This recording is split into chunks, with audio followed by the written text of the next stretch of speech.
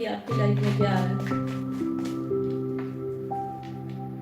कार्मिक पैटर्न, अगर आप कुछ कार्मिक पैटर्न से अभी तक या डील करते आए हैं या अभी तक कर रहे हैं तो उसमें एक दिखाई दे रहा है, और सेपरेशन का भी कार्ड दिखाई दे रहा है आपका, और जेंडर रूल्स।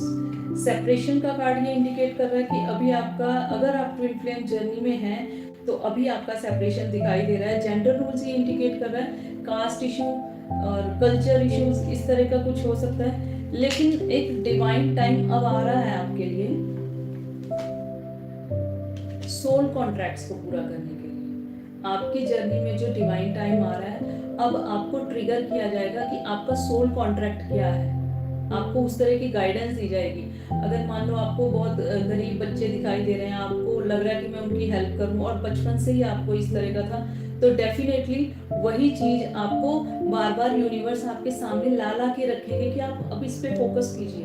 अगर आप कोई हॉस्पिटल या चैरिटेबल कोई इंस्टीट्यूशन इस तरह का खोलना चाहते थे कि लोगों की हेल्प हो, जैसे कि कैंसर हॉस्पिटल या किसी भी तरह का, अगर आप कुछ ऐसा सोच रहे थे, तो कैंसर पेशेंट से रिलेटेड आपको कुछ ऐसा बार बार ट्रिगर किया जाएगा कि देखो आपका फोकस ये है, आप ये कीजिए। तो अब आप अपने सोल कॉन्ट्रैक्ट की तरफ आ रहे हैं, एंड पैशन आपका आपके पार्टनर की तरफ बहुत ज़्यादा बढ़ने वाला है, और आप खुद को अब बहुत लाइट फील करेंगे।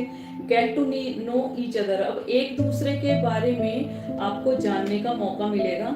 कमिटेड रिलेशनशिप, जो भी रिलेशनशिप है ना वो कमिटेड है, वो यूनिवर्स से आप कमिटमेंट करके आएंगे। And bottom of the deck is live in the moment, कि जो अभी मोमेंट आपको चल रहा है ना, आप उसको एंजॉय कीजिए।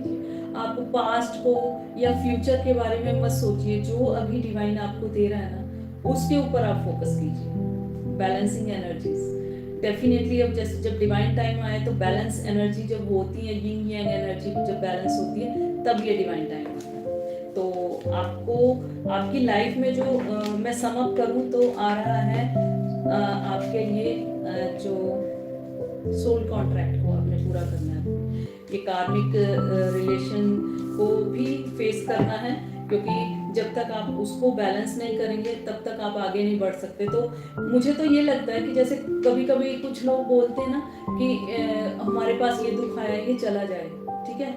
आपके अगर पुण्य कर्म अच्छे हुए तो वो चला जाएगा, लेकिन ज्यादा देर के लिए नहीं जाएगा, फेस आपको करना ही पड़ेगा। बेटर है अगर कोई दुख आ रहा है, कुछ इस तरह की सिचुएशन आ रही है ना, तो आप भगवान से कहिए कि उसको सहने की मुझे शक्ति दीजिए।